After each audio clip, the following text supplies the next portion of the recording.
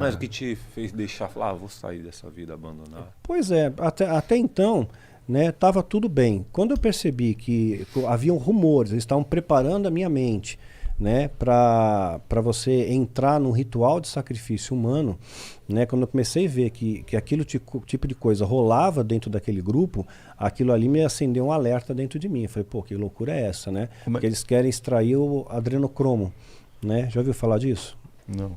É uma substância que o nosso corpo produz sob estresse, sobre medo, sob estresse.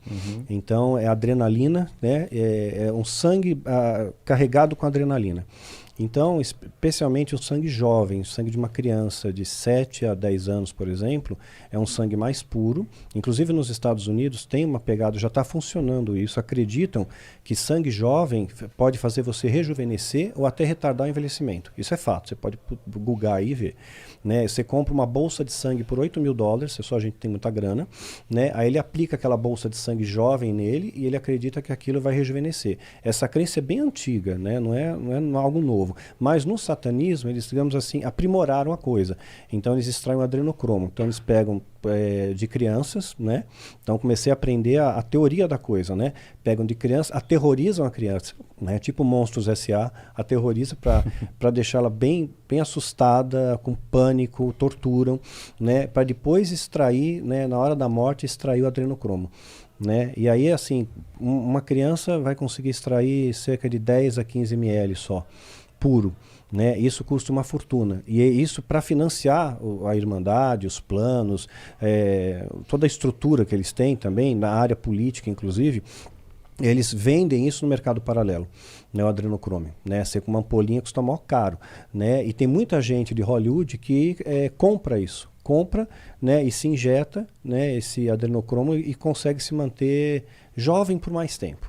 Né? Aquelas pessoas que você olha assim, pô, tá no formol, Tom Cruise tá no formol, né? Você olha lá, a Cher tá no formol, né? Que acontece com esse povo que não envelhece, né? Só eu que ganho ano. Né? Então, quando eles começaram a preparar a minha mente, assim, falando que o ritual, todo mundo morre mesmo, que Deus mata as pessoas, que Deus é muito cruel. Então, quer ver um exemplo? Foi em deixa eu ver se eu lembro a data, 1755, em Lisboa, teve Dia de Todos os Santos, né? Aí todo mundo estava na igreja, né? Católico, tudo na igreja. Então, Lisboa, predominância católica e tal. E, de repente, rolou um terremoto. Né? E assim, as estruturas mais altas são as mais abaladas com terremoto. Então, muita gente morreu, né, com aquele terremoto. Eles estavam na igreja, rezando e morreram. Aí, eles ficaram com medo de outro abalo sísmico, então eles fugiram para a área litorânea. Né? Só que aí veio um tsunami. Né, isso é história, aconteceu em 1755. Né, teve um tsunami com ondas de 20 metros de altura, matou um monte de gente. A estatística, assim, por baixo, matou 10 mil pessoas. Aí eles colocam isso para você, dizendo, olha como Deus é mau. Olha só o que Deus fez. Está lá na igreja, está lá, Deus é cruel. Quer dizer, Deus matou 10 mil, o diabo está matando um. O que é um? Um não é nada. Você vê lá na Bíblia, pega texto fora de contexto. Né? Pega lá na Bíblia, o Velho Testamento, lá Davi entrava com o exército dele, matava um monte de filisteu. Né? Então, matava, mas Deus mandava matar. Homens, mulheres, crianças, animais, não podia ninguém sobreviver. Né? Então, quer dizer, o diabo pediu uma vida. O que é uma vida? Uma vida não é nada. Né? O diabo, assim, é bonzinho perante o tanto que Deus mata. Então, eles começam a fazer essa lavagem cerebral em você, invertendo os valores, e você começa a acreditar que aquilo é legal. Né? Puxa, é verdade, eu não tinha pensado nisso.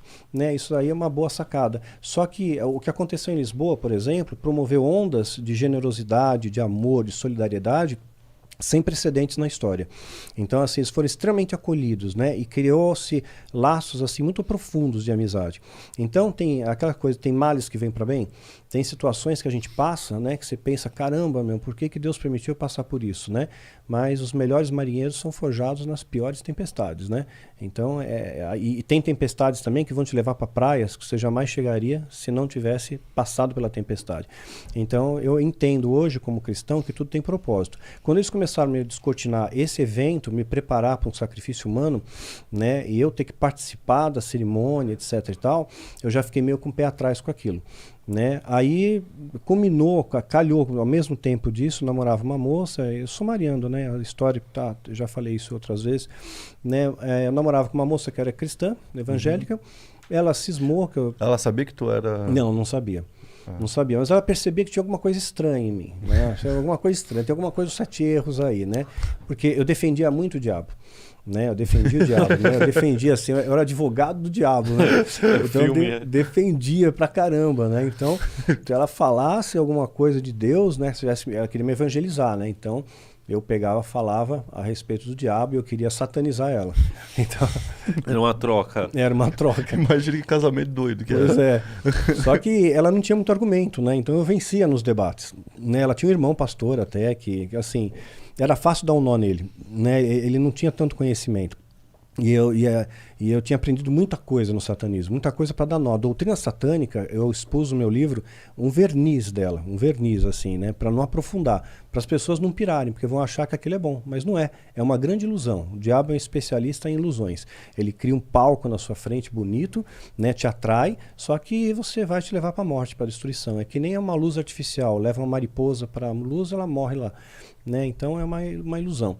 E nesse inteirinho ela marcou com um pastor, né, para orar por mim, tal. Aí eu fiz um feitiço contra ele, né, para ele não ir ao encontro. Ele não foi, né. O meio do filho dele sofreu um acidente, né. Aí nada para machucá-lo, eu só queria impedir que ele fosse, né. Aí ele marcou uma segunda vez, né, fez o feitiço novamente para causar um dano nele, né, que um dano que fosse nele. Aí ele bateu o carro, deu perda total no carro, mas ele saiu inteiro, ele saiu ileso, assim, não teve nada grave, teve escoriações leves, né? E aí eu achei estranho, falei, pô, alguma coisa está errada, né? Aí chamei os sumos sacerdotes para me ajudar a fazer um ritual mais robusto contra ele. 13 vidas foram oferecidas pela vida dele. Então, se ele morresse, 13 vidas seriam ceifadas como pagamento aos demônios. Caralho. Então, eu tinha certeza que aquele pastor ia morrer. Mas ele foi ao encontro, quis conversar comigo. Ele chegou acabado, cansado, né, exausto, e me chamou para conversar com ele. Eu tive muito medo dele. E eu não tinha por que ter medo, né? Porque eu estava envolvido com a alta magia, acreditava que eu tinha o meu anjo guardião, que era um demônio, o tal do Abraxas, né?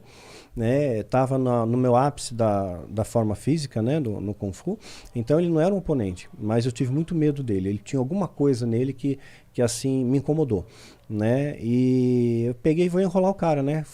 Ele falou, vou falar com você por 5 minutos. Me dá só 5 minutos. Eu entrei na sala dele, né, ele fechou a porta, trancou a chave, eu fiquei preocupado, olhei para a janela, vi que a janela tinha grade, tinha que emagrecer muito para passar lá.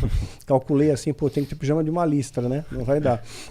Então, eu falei, pastor, não quero mais falar com o senhor. Ele falou, não vou mais falar com você, só vou orar por você. Aí eu vejo uma mão crescendo assim, caí no chão, perdi a consciência, me debati. Isso durou umas 3 horas, segundo ele, depois. E eu estava muito arrebentado no final. Ele me ajudou a levantar, estava muito machucado, hematoma, a roupa rasgada, corte. Ele falou, você se debateu, né? Eu não consegui te proteger. E a sala dele estava bem destruída, né? Tudo derrubado no chão. Né? E aí, aquele dia, ele quando você aceita, né, Jesus, você faz uma oração guiada, né? Alguém te ajuda. Né? Então, ele fez eu repetir as palavras, né? Aceitei Jesus naquele dia, né? E aí sim eu fui invadido de uma paz que transcende o entendimento. É claro que a seita me perseguiu, porque eu tinha medo que eu revelasse os segredos, né? Porque tem segredos que são herméticos ali, que você não pode contar. E eu nunca contei, mesmo porque não edifica. Então, quando eu lancei o meu livro Filho do Fogo, a série Filho do Fogo, fui muito perseguido, porque eles imaginavam que a igreja... Porque, assim, eu tinha feito parte de um grupo que tinha entrado em algumas igrejas. Você vê o discurso de uma igreja há 20 anos atrás, né? E o discurso da igreja hoje. 20 anos atrás falava de amor, de perdão, de santidade, falava de outros valores. Hoje é prosperidade. Prosperidade é unção, é o poder, é a loucura. O milagre, é tudo gira em torno do dinheiro, né? Da glamorização do dinheiro. O amor ao dinheiro, né? Que é a raiz de todos os males. Então, entraram na igreja, espalharam na igreja doutrina de demônios e doutrinas humanas, conforme a Bíblia diz que ia acontecer. E isso trouxe vaidade para o coração de muitos pastores, né? Muitos pastores foram vaidosos com isso, né? Você chega aí, você é o cara, né? Dá um dinheiro para ele, né? Então você comanda a igreja, não é mais o pastor que comanda, é uma outra pessoa que está por trás que está financiando o pastor. O pastor virou um boneco ali, né? Financiado com dinheiro, e ele fala o que os caras querem que ele fale. E aí criou-se uma doutrina paralela, que é a doutrina que a gente vê hoje. Ato profético, apóstolo. Não existe apóstolo, né? E tem apóstolo hoje, pai apóstolo, inventaram outro, apóstolo rei, né? Inventaram um monte de título. E tudo pra... Mano, Não, só pra entender. Aí você queria barrar ele pra não ir chegar lá até o encontro. Isso. Aí ele tipo, foi, se ele quisesse, chegou. Mas se você quisesse que ele não chegasse pra tirar a vida dele, tinha que dar 13 vidas pro diabo, é isso? Na verdade, seria o diabo receberia posterior. Depois. Ele não recebe adiantado, né? Ele recebe a posterior. Uma vez que foi feita aquilo que foi combinado com ele, você tem que pagar aquilo. Se não pagar. Se você não pagar, você está lascado. Quer dizer, eles colocam todo o terror do mundo em cima de você. Eu nunca conheci ninguém que diz que pagou para ver. Porque eles colocam todo um terror em cima de você. E também dizem que uma vez que você entrou, você não pode sair. Se você sair, você corre risco de vida. Então, aconteceu uma série de situações comigo depois que eu saí, que sai da esfera do natural, né? Então, tem coisas que são naturais. E tem coisas que são sobrenaturais que a gente não entende. Na época, minha noiva, né? Depois tornou-se minha esposa, né? Ela tinha 3 cães na casa dela. 3. Saudáveis, tudo bem. 2 golden e uma vira-lata. Saudáveis, tudo bem, tudo fofo, e de repente tocou o telefone lá. Essa foi uma das vezes, eu narro na narrativa Filho do Fogo, né? E alguém do outro lado, ligado ao satanismo, né, me ameaçando. Nós vamos te matar, nós vamos te matar, né? Ou você volta ou a gente te mata, né? Então eles tinham receio que quando eu publiquei Filho do Fogo, que a igreja fosse ter assim, puxa, existem satanistas, implantaram em nosso meio tudo isso que a gente está fazendo hoje. Então isso daqui, a gente saiu do prumo bíblico, né? É como você pegar um barco e desviar ele 5 graus da rota, né? Você não percebe nos próximos 100 metros. Depois que você andou quilômetros, você, puxa, estou perdido. Então foi isso, foi um pequeno desvio de rota, né? Então eles estavam preocupados que a igreja fosse despertar e fosse corrigir o rumo. Só que isso não aconteceu. Então, nesse daí, me aliviaram um pouco para o meu lado. No entanto, a ameaça sempre continuou no sentido de eu não revelar os segredos, né? Porque tem segredos bem herméticos, tem a chave de Salomão, a clavícula de Salomão, tem livros secretos que você só pode copiar, não sai lá de dentro, né? Eu queimei tudo depois que me converti, para não ter rabo preso com nada, né? Então, ligaram para mim e falaram, nós vamos matar você. Mas antes, a gente vai mostrar como você está vulnerável. Você acha que tem alguém te protegendo? Porque quando eu me converti, me ensinaram na igreja que os anjos me protegem, que eu estou guardado e tudo mais. E eu falei, não, mas os anjos estão me protegendo.